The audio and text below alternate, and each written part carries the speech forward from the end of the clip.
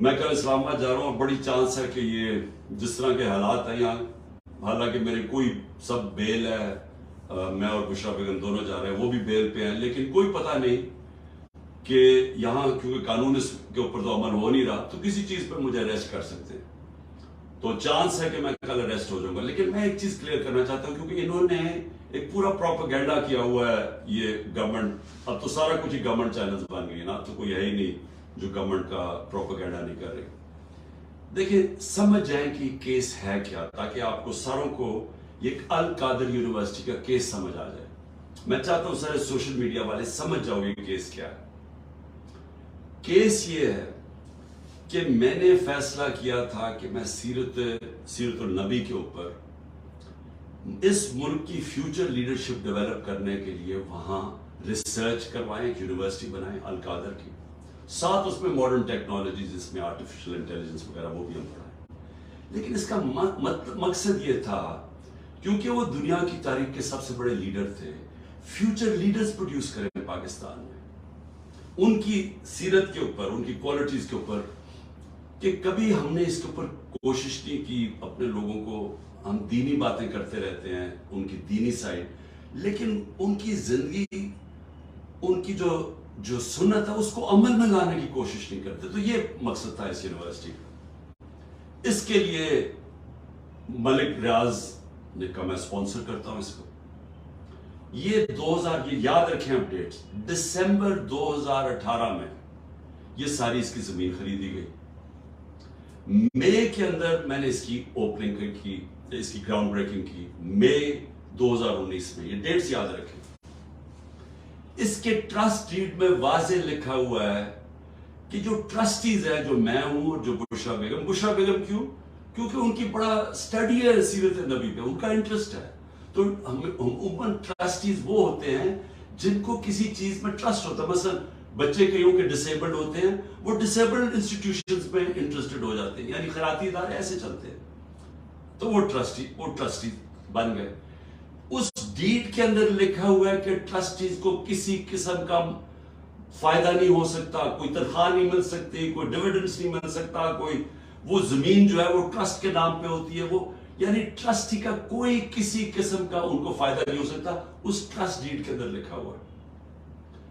اب اس کے بعد دسمبر کے اندر ایک اگریمنٹ ہوتی ہے، اب یہ ذرا غور سے سنیں، یہ مئی میں اس کی اوپننگ ہو جاتی ہے، بلڈنگ بننی شروع ہو جاتی ہے، جو بھی پیسہ آتا ہے وہ سارا بلڈنگ میں سب اکاؤنٹڈ ہے، وہ ٹرسٹ چلا رہا ہے، وہ ٹرسٹ کے اکاؤنٹس ہیں، آڈٹ ہیں، سب کچھ اویلیبل ہے نیب کے پاس۔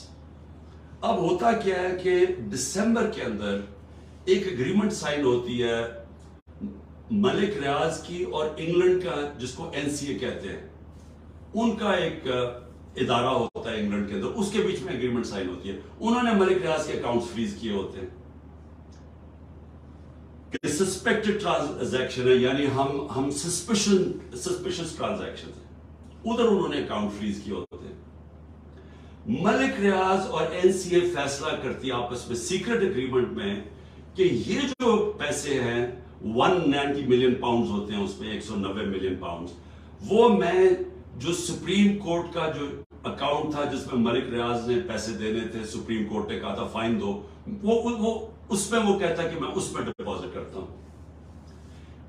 کیبنٹ کے سامنے 3 دسمبر کو، یعنی اب یہ ٹرسٹ شروع ہوا ہے، 3 دسمبر کو اگریمنٹ آتی ہے کہ جی کیا آپ یہ کانفیڈینشیل، اگر ملک ریاض اور NCA کے کانفیڈینشیل اگریمنٹ کو مانتے ہیں تو یہ 190 ملین پاؤنڈز پاکستان کے اندر آ جائے گا سپریم کورٹ کے اکاؤنٹ میں۔ لیکن اگر آپ یہ نہیں مانتے اور آپ چاہتے ہیں کہ اس کو کنٹیسٹ کرنا ہے، تو پھر آپ کو انگلینڈ کے اندر اس کے اوپر کیس کرنا پڑے گا۔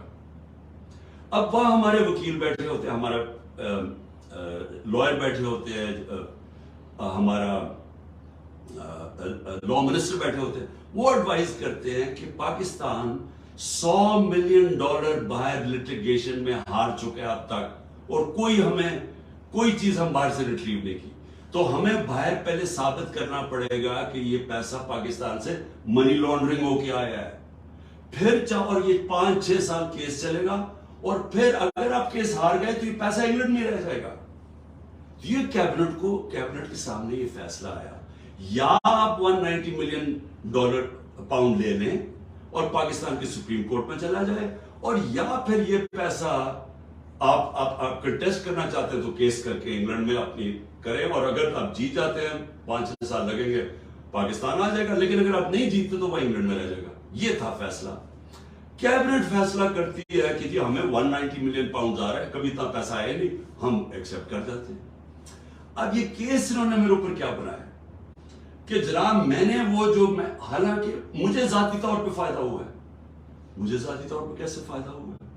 وہ جو $190 ملین ہے وہ آج پڑا ہوا ہے سپریم کورٹ کے اکاؤنٹ میں۔